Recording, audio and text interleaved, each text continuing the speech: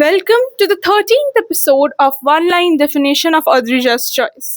আজকে টিনটিন সিরিজের 13 নম্বর বই অর্থাৎ মমির অভিশাপ বইটিকে নিয়ে কিছু কথা বলবো। তো যেই কথা দিয়ে আমি আমার রিভিউ শুরু করি যে এই বইটার যে স্টোরি লাইন সেটা কোন ধরনের রিডারদের স্যুট করবে। আমার মনে হয় বইটার মধ্যে আছে থ্রিলার, টিনটিন আছে তাই অ্যাডভেঞ্চার তো থাকবেই, আর খুব সুন্দর কিছু অ্যাকশন সিনস আছে আর ভরপুর মিস্ট্রি আছে। কাজে এই কটা জিনিস যাদের পছন্দ তারা অবশ্যই এই বইটা পড়ো এবং this book will not disappoint you at all. এছাড়া যেটা আমি একটা বই সম্বন্ধে বলি যে ইউনিক ক্যারেক্টারিস্টিক্সটা এই বইতে একটু কমপ্লিকেটেড, একটু সহজ করে বোঝাই। প্রাচীন ইজিপশিয়ান সভ্যতা, যার মধ্যে কিরকম একটা স্পুকি, হন্টেড, থ্রিলিং ফিলিং আসে না? You on the right way guys, কারণ এই বইটাও কিন্তু তোমার সেই ফিলিংটাকে একদম ইনট্যাক্ট রাখবে। প্রাচীন ইজিপশিয়ান সভ্যতার একটা স্পুকি, হন্টেড, মিস্টিরিয়াস দিক এই বইটাতে দেখানো হয়েছে। এছাড়া এই গল্পের চরিত্র সিলেকশনটা কেমন এটাও একটা রিডারদের ওপর খুব প্রভাব ফেলে, কারণ চরিত্র দেখে আমরা অনেক সময় বইটার প্রতি একটু বেশি অ্যাট্রাক্টেড হয়ে পড়ি। তো এই গল্পে ক্যাপ্টেন হাডক আছে, সেন্স অফ হিউমার তাই A+, টিনটিন আছে অ্যাডভেঞ্চার A+, ক্যালকুলাস আছে বোকামি এবং কিছু বোকা বোকা জিনিসের A+।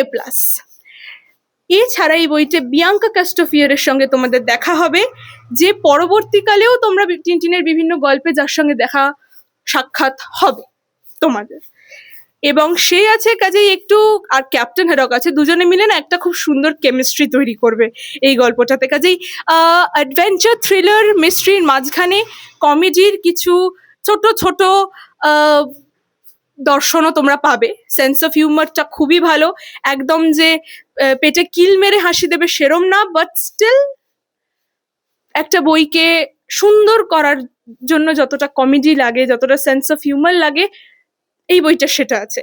আর আমার মনে হয় যে এই যে কভারটা দেখে তোমরা বুঝতে পারছো যে একটু সুপারন্যাচারাল জিনিসপত্রও কিন্তু এই বইটাতে হতে চলেছে।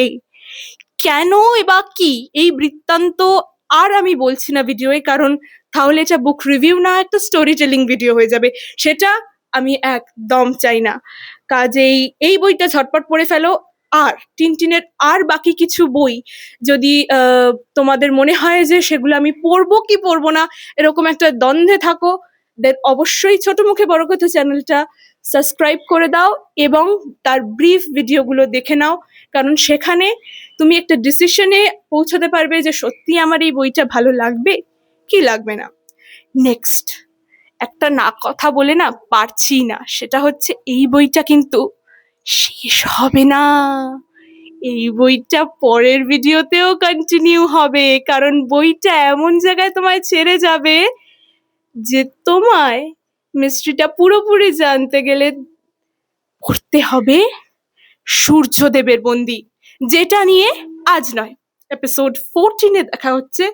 এটা আমার খুব পছন্দের বই, সূর্যদেবের বন্দি। কাজে সেটা নিয়ে, সেই ভিডিও নিয়ে আমার অনেকটা ইমোশন জড়িয়ে একটা ভিডিও কিন্তু আমার চ্যানেলে খুব শিগগিরই আসছে এই ওয়েডনেসডে।